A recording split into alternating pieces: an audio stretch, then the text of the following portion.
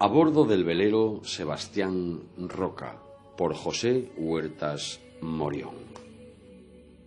Ya en aguas libres y con el barco envelado y a rumbo, se hacía el arrache y la limpieza de la cubierta del barco, que había quedado de polvo de cemento como no se puede dar una idea. Y a todo esto con las manos chorreando sangre, pues como los sacos eran de yute, el roce de ese tejido, junto con el polvo del cemento y el sudor, acostumbraban a comerse las yemas de los dedos que, al igual que las muñecas y en algunos casos la piel hasta el vientre, por apoyarse ahí los sacos para llevarlos a la pila de la estiba, se picaban saliendo enseguida la sangre. Esta, al mezclarse con el cemento, formaba una costra que después no había manera de hacer saltar y que dejaba las manos medio inútiles, pues cada vez que las mojaba el agua de la mar, el escozor hacía ver las estrellas. La navegación se hacía a toda vela, pues el motor de gasolina, además de no tener fuerza ninguna, la mayoría de las veces no funcionaba y lo único que hacía era quitarle marcha al barco, por lo que solo se usaba para entradas y salidas de puertos, siempre y cuando el viento de proa no fuera muy fuerte.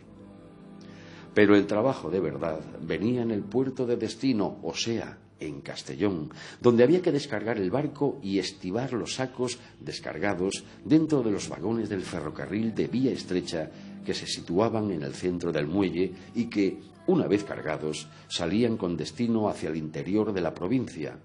Ese trabajo se tenía que hacer con solamente los hombres de a bordo. La tripulación del barco se componía, como en la mayoría de todos estos buques de parecido porte dedicados al cabotaje, que no llevaban chico, de 7 hombres en total, repartidos de la siguiente manera: un patrón, un contramaestre, un cocinero y 4 marineros, por lo que, navegando, se iba a las acostumbradas 2 guardias y cuarteta de las 4 de la tarde a las 8 de la noche por el cambio de turno de las guardias. En cada guardia íbamos 3 hombres, pues el patrón no hacía guardia, pero sí el cocinero, que preparaba la comida correspondiente en su turno. La otra comida la hacía uno de los marineros con los arreglos que le dejaba preparados el cocinero. Pero en los barcos en que había chico se encargaba el chaval de todo. Así, para el asunto de la descarga, solo quedábamos 5 hombres. La descarga se hacía a mano y por medio de la potencia de sangre humana, repartiéndose los hombres como sigue. Un marinero se metía en la bodega a hacer lingadas con unas bragas. De cada lingada, de 5 sacos, las cuales eran sacadas por medio de un puntal con amante en sencillo que iba conectado a un winche virado por medio de 2 manivelas, a cada una de las cuales iba un hombre, y a las que de vez en cuando también se cogía, para ayudar, el cocinero si el trabajo de la cocina se lo permitía. Siempre había que estar pegándole gritos al cocinero para que saliera y viniera a echar una mano, ayudando a levantar las lingadas que pesaban lo suyo. Cuando la lingada estaba suspendida, el contramaestre, que estaba en la plancha o en la hosta, la empujaba hacia el muelle para que saliera fuera del barco.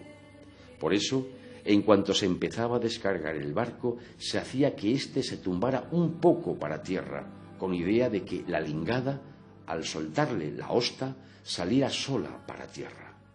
Al puntal se le daba bastante largura para que la lingada, al salir para tierra, quedara suspendida encima del vagón, y así no había más que arriar esta para que otro hombre, situado en el vagón, fuera colocando y estibando los sacos dentro, pues, como dije antes, las vías del vagón quedaban sobre el canto del muelle, permitiendo que el puntal pudiera llevar las lingadas sobre el tren.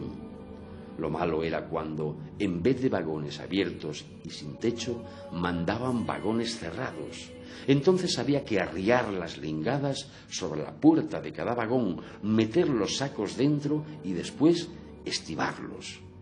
Al que le tocaba ese trabajo quedaba listo y arreglado al final de la jornada. Un hombre en bodega, 2 al winche, 1 a la plancha y otro al vagón, hacían el total de los 5 disponibles, y de vez en cuando el maestro cocinero, para ayudar a los del winche, que era por regla general lo más pesado. El patrón era el único que no tocaba nada, pues en aquella época de los felices, el capitán o patrón de un barco era considerado como un dios, cuya única misión era la de pasarse las horas muertas en los despachos de los consignatarios o de los armadores, esperando órdenes y haciendo esperar a la gente a la hora de la comida, pues en los barcos de velas, mientras no viniera el patrón a comer, no había Cristo que se sentara a la mesa.